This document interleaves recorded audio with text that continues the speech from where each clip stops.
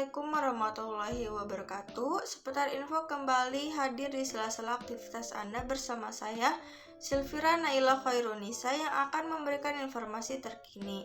Sebagai upaya mencegahnya virus COVID-19, pemerintah mengeluarkan kebijakan agar guru dan siswa-siswa belajar mengajar di rumah.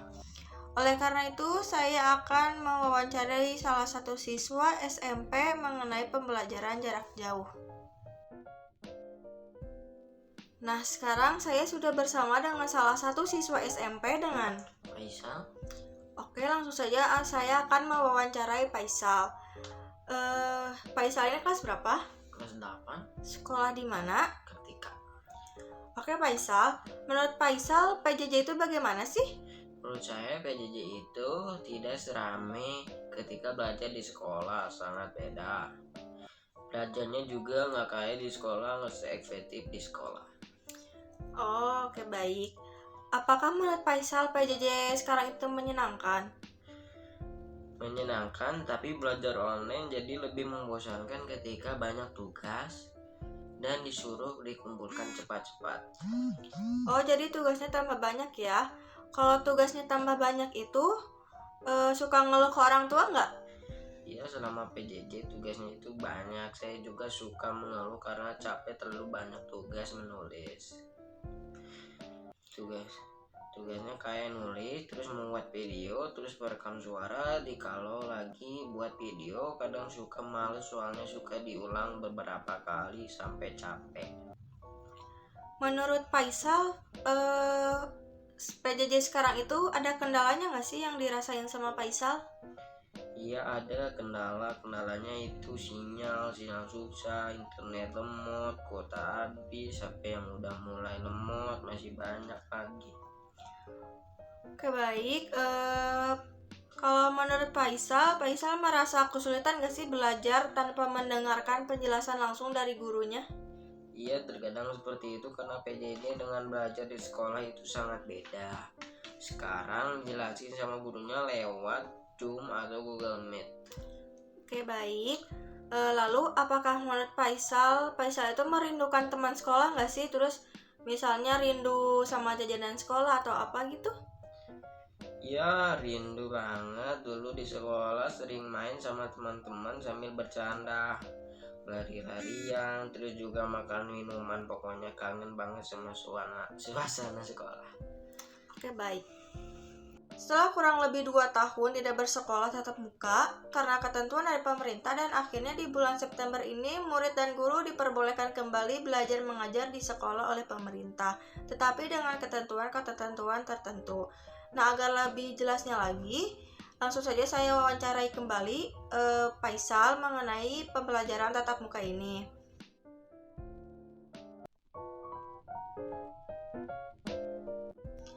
Gimana sih perasaannya Faisal setelah kurang lebih 2 tahun ini tidak tatap muka dan sekarang mulai tatap muka lagi?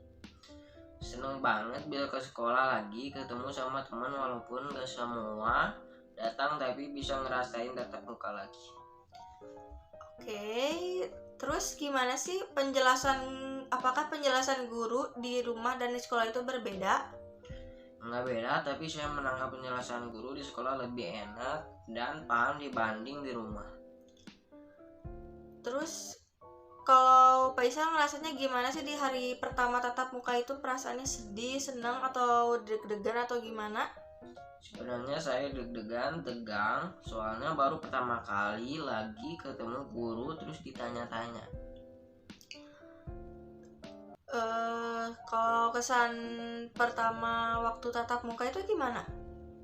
Kesannya senang, tapi sekolah cuma sebentar banget terus, gak ada istirahat, sedih cuman sedikitan di kelas, gak kayak biasanya terus harus langsung pulang, gak boleh main dulu sama gurunya. Lalu kondisi di kelas waktu pertama kali tatap muka itu gimana sih di kelasnya? Di kelas duduknya sendiri terus di jarak, harus pakai masker, gak boleh pinjam alat tulis ke teman. Sepi di kelasnya, mau ngobrol sama teman juga susah. Baik, terima kasih kepada Faisal yang sudah bersedia diwawancarai dan menjawab beberapa pertanyaan yang saya ajukan. Dan bahwa bisa dilihat dari penjelasan Faisal ini bahwa PJJ ini siswa sulit memahami penjelasan guru dari rumah.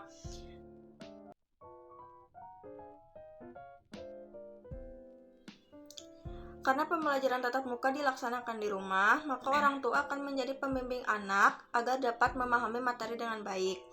Dukungan orang tua pun sangatlah penting untuk keberlangsungan pembelajaran jarak jauh ini. Maka dari itu saya akan mewawancarai salah satu orang tua yang mempunyai anak sekolah. Nah, sekarang saya sudah bersama dengan Ibu Yuyun. Oke, Ibu Yuyun, saya akan mewawancarai Ibu mengenai pembelajaran jarak jauh dan PTM. Menurut Ibu, PJJ itu bagaimana?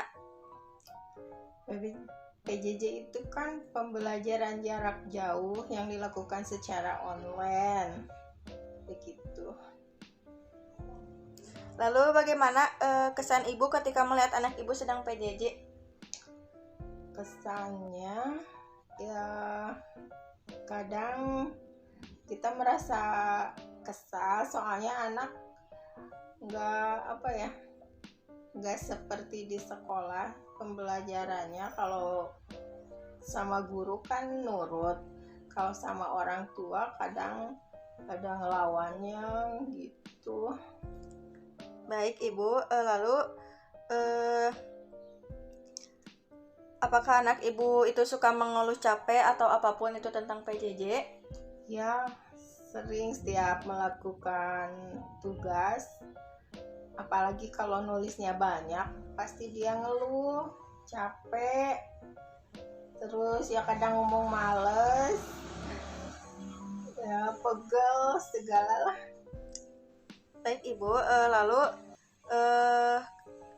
karena sekarang sudah mulai PTM, pembelajaran tatap muka, pendapat Ibu tentang PTM itu bagaimana? Ya alhamdulillah kalau sekarang udah mulai PTM, soalnya pembelajaran di rumah sama sekolah kan beda, cara mengajar orang tua sama guru juga beda, jadi sangat senang adanya PTM. Lalu apakah Ibu bakalan menyetujui jika anak Ibu melakukan PTM? Ya, sangat setuju. Tapi gimana sih kesan pesan Ibu pada saat PTM kembali diperbolehkan? Kesannya ya merasa senang, anak pun pasti senang soalnya udah jenuh diam di rumah, pengen ada suasana baru di sekolah. Oke baik, terima kasih kepada Ibu Yuyun yang sudah bersedia diwawancarai oleh saya. Sama. Dan jika dilihat kembali dari sisi positifnya, PJJ ini juga membantu murid dan orang tuanya lebih belajar teknologi yang lebih maju pada zaman ini. Lalu memberikan sisi positifnya pada anak dan orang tua agar lebih dekat satu sama lain, dan orang tua juga bisa lebih mengerti bagaimana karakter si anak. Dan jika dilihat dari sisi negatifnya, PJJ ini tidak terlalu mendukung bagi orang yang tidak memiliki gadget, karena PJJ ini berlangsung melalui Google Meet, Zoom Meeting, atau Google Classroom.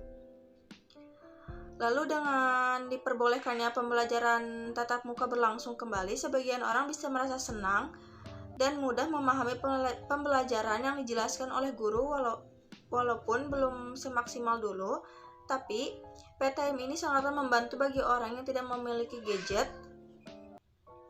Selama PJJ berlangsung juga, banyak murid yang mengeluh tidak mengerti materi yang disampaikan oleh guru-gurunya. Dan semoga saja pembelajaran tatap muka ini berlangsung lebih maksimal kembali agar bisa kembali pembelajaran yang lebih baik dan murid-murid bisa memahami materi-materinya lebih mudah. Demikian wawancara salah satu murid dan orang tua murid mengenai pembelajaran jarak jauh dan pembelajaran tatap muka. Semoga yang telah disampaikan menjadikan masukan yang bermanfaat bagi kita semua. Dan untuk menutup perjumpaan kita, perkenankan saya, Sylvira Naila Khairunisa, menyampaikan terima kasih atas perhatiannya. Wassalamualaikum warahmatullahi wabarakatuh.